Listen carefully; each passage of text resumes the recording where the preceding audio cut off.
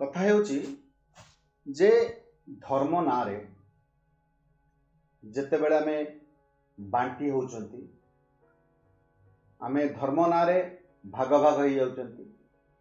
ଆଉ ଆମ ଭିତରେ କେଉଁଠି ନା କେଉଁଠି ଆସୁଛି ଯେ ମୁଁ ଯେଉଁ ଧର୍ମରେ ଅଛି ବା ମୁଁ ଯେଉଁ ପନ୍ଥରେ ଅଛି ସେଇଟା ବୋଧେ ଶ୍ରେଷ୍ଠ, ଆଉ କିଛି ସେ ଲେବୁଲରେ ଶ୍ରେଷ୍ଠତା ନାହିଁ।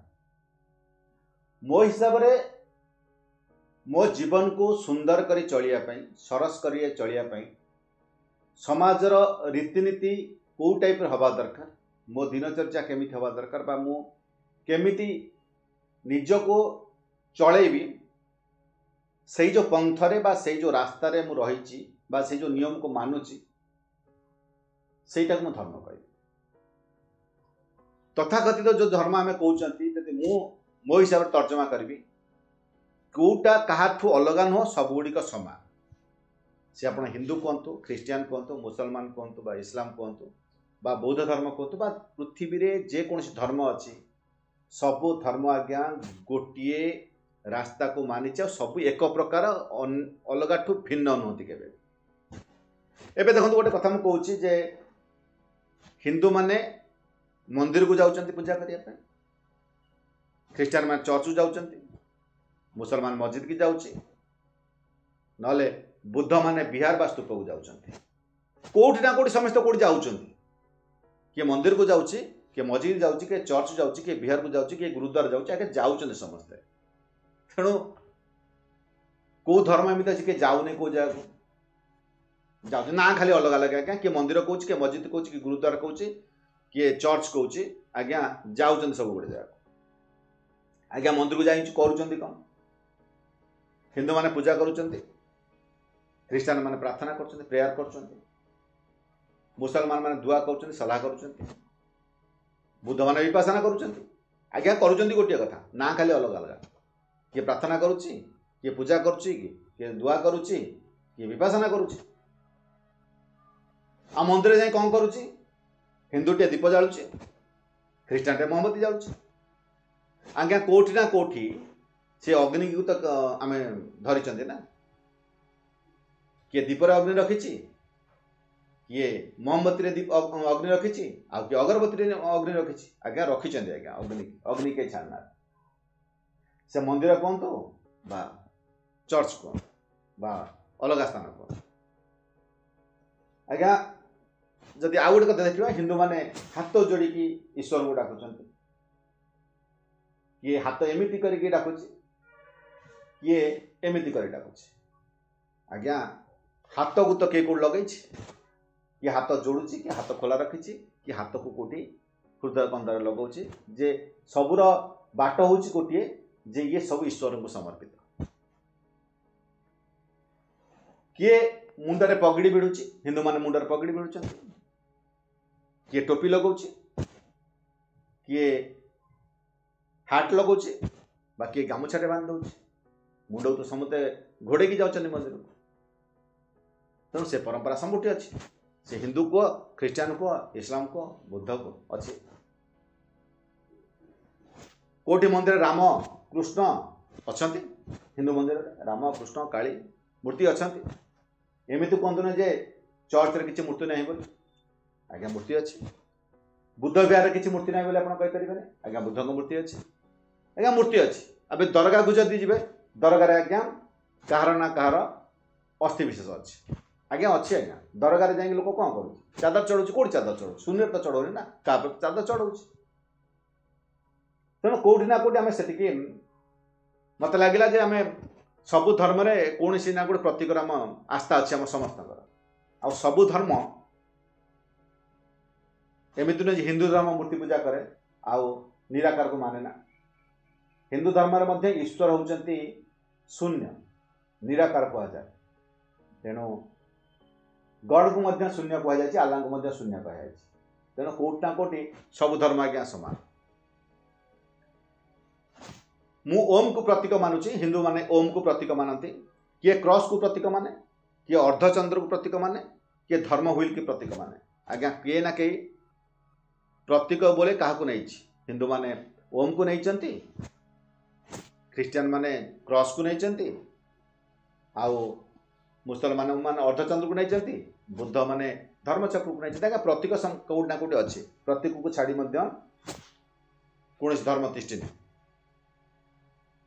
आम जदि कहवा किए सूर्य को पूजा करुच्चे, हिंदू माने सूर्य को उपासना करती, मुसलमान माने चंद्र को उपासना करती, तेणु आउ किए भी तारा को उपासना करे। ख्रीस्टियान मान तारा को अनेक जगह तारा चिन्ह अच्छे, तो तारा को पूजा करते। तेणु कौट ना कौट आम से लेवल ही अच्छा किए सूर्य को पूजा करुच्ची, किए तारा को पूजा करुच्ची, किए चंद्र को भी पूजा करुच्ची। आज्ञा कौट ना कौट आम ग्रह नक्षत्र को पूजा कर सब धर्म।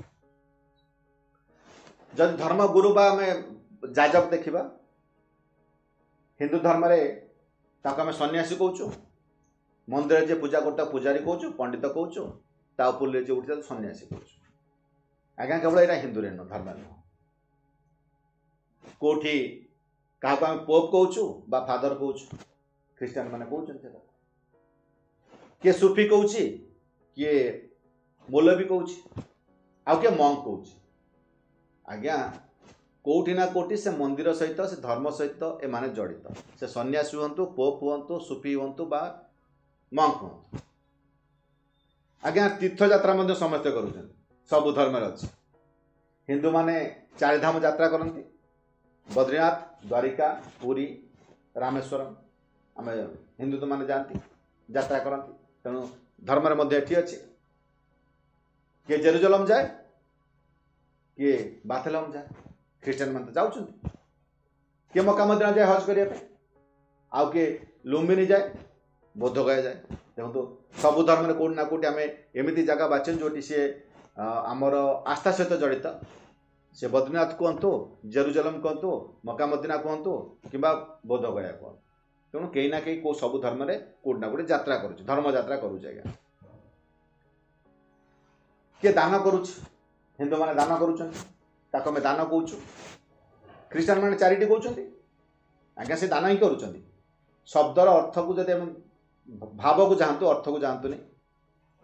भाव कौची मु दान करुच्ची माने पुण्य करुच्ची, जे चैरिटी करुच्ची माने तार अंतरात्मा कौची पुण्य करुच्ची। का नाटा को बदलची मु दान कौची, किए चैरिटी कौची, किए जाकत कौची, किंबा किए गिविंग्स कौची। आज्ञा समस्त कौट ना कौटी दान करुच्चन, दौरान कारण पुण्य करने। आज्ञा सब धर्मर बेस ही से। आज्ञा फास्टिंग उपवास हिंदू माने नवरात्रि उपवास कर, एकादशी उपवास कर, अलग अनेक उत्सव अच्छी पर्वपर्वाणी अच्छी जो महिला माने उपवास करती, पुरुष माने उपवास करती। आज्ञा उपवास केवल हिंदू धर्म नुह, अलग धर्म उपवास अंगांगी भाव जड़ित। ख्रीस्टान मान लेंट करती, उपवास करते से दिन लेंट गोटे दीर्घकालीन उपवास। गुड फ्राइडे से उपवास करती। इस्लाम रे रमजान पालन हुए, मासे धरी उपवास पालन करा जाए, सेणु उपवास करती। बौद्ध धर्म रे उपसत अच्छी जोटी से उपवास करती। तेणु उपवास जे केवल हिंदू धर्म रे करा जाए से कथा नुह, अलग धर्म रे उपवास करा जाए, मान्यता समान। आम कहीं उपवास करें तार मान्यता समान, जे आम भितर प्यूरीफाए हम, बॉडी प्यूरीफाए हम, आम बॉडी प्यूरीफाए मन प्यूरीफाए हम, से उपवास करते। केवल हिंदू मान करते अलग धर्म कहले अलग धर्म उपवास करा जाए। पर्वपर्वाणी धर्म सहित जड़ित। हिंदू माने दीपावली पालन करती, कहीं अंधार उपर आलोकर विजय हिंदू माने पालन करते। सेमती ख्रीस्टान माने पालन करते, ख्रीस्टमास पालन करते, जार अर्थ हूँ नवीकरण। तेणु पाखापाखि समान, जमी कहले अंधार उपर आलोकर विजय, सेमती नवीकरण से जहाँ थी आउ थे कि परिवर्तन होची नुआ आसूची से पुराण ना मु लाइटिंग हो। ईद पालन करा जाए। ईद्र मतलब भी से ईश्वर आल्ला को कृतज्ञता ज्ञापन करवा। तेणु कौट ना कौटी से दीपावली हो, ख्रीस्टमास हो, ईद हो बा बौद्ध धर्म रे विशाख, सबूर काम ही गोटे भावना ही गोटे जे आमर अंधार उपर आलोकर बीज हो, बा आमे जोठी अछंती आमको उन्नत स्तर को जीवा बा ईश्वरता प्राप्ति आ रहा बुक्स बही बा आपण जदि कहे धर्म ग्रंथ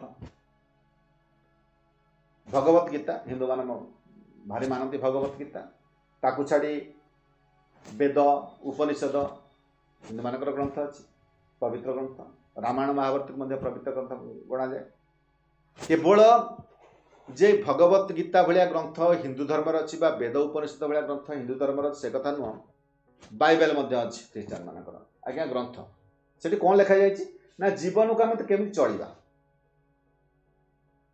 कौन से ग्रंथ चोरी करवा शिखेने हत्या करवा शिखेने लुंठन शिखेने सबु ग्रंथ रे कौन शिखाई ना जीवन को केमी आप चलिए भगवत गीतार ही शिखाई से कथा बाइबल शिखाई से कथा कुरान ने शिखाई से कथा आउ जदि आप बौद्ध धर्म देखिए त्रिपिटक अच्छी महाजान अच्छी सूत्र अच्छी से सब ग्रंथ रे कौन अच्छी जहाँ अच्छी से हूँ जीवन जीवार कला प्रत्येक धर्म ग्रंथ से भगवत गीता कहतु वेद कहतु उपनिषद कहतु बाइबल कहतु कुरान कहतु त्रिपिटक कहतु महाजान कहतु बा सूत्र कहतु मनुष्य को कौन शिखे ना जीवन बंचार कला शिखे तेणु सब धर्म आज्ञा से आपड़ जदि कहे हिंदू धर्म रे जो मान को दुष्ट प्रकृति के कौन कह जाए राक्षस करा बा असुर कह आज्ञा केवल जे आमे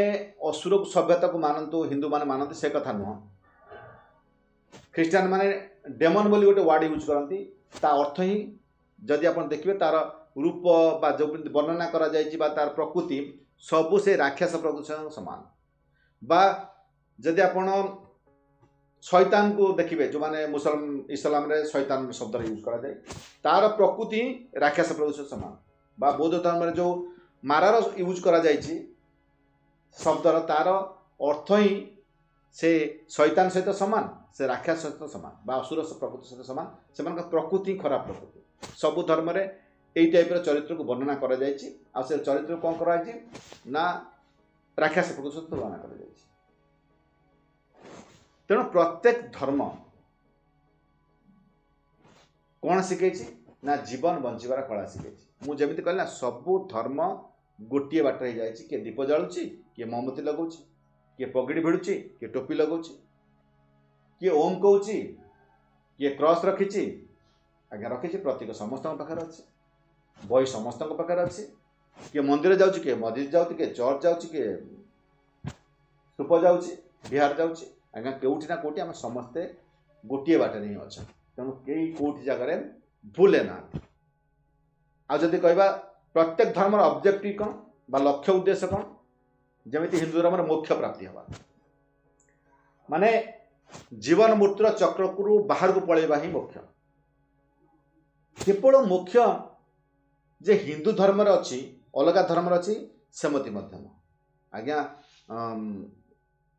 साल्वेशन माने जदि कहवा परित्राण माने एक्सटर्नल लाइफ रो ऊपर को जाई विश्वास माध्यम निजको मुक्त करने ख्रीष्ट धर्म अच्छे मुसलमान धर्म रे सबु जिनस आपण आल्लाह को समर्पित कर दियंतु आपण कोड जाए पहुँचे ना पाराडाइज रे पहुँचे तेणु से कथा अच्छे आदि कहे बौद्ध धर्म कौन अच्छी ना निर्वाण अच्छी निर्वाणर अर्थ से जो जन्म मृत्युर जो जंत्रणा अच्छी आउ जीवन मृत्युर जो जंत्रणा अच्छी से चक्र बाहरी भाई निर्वाण से मुख्य कहतु निर्वाण कहतु समर्पण कहतु परित्राण कहतु जहाँ कहतु प्रत्येक धर्म रे से गोटे कथा जे आम समस्ते जो जन्म मृत्युर चक्र अच्छा से बाहरी ऊपर पड़ेगा सबूर लक्ष्य उद्देश्य सामान आ समस्त काम एक भाई मंदिर को मुझे जो जाऊँगी चर्च को आउ जन जाऊँगी मस्जिद की से जाऊँगी आउ बिहार को बौद्ध बिहार को जाऊँगी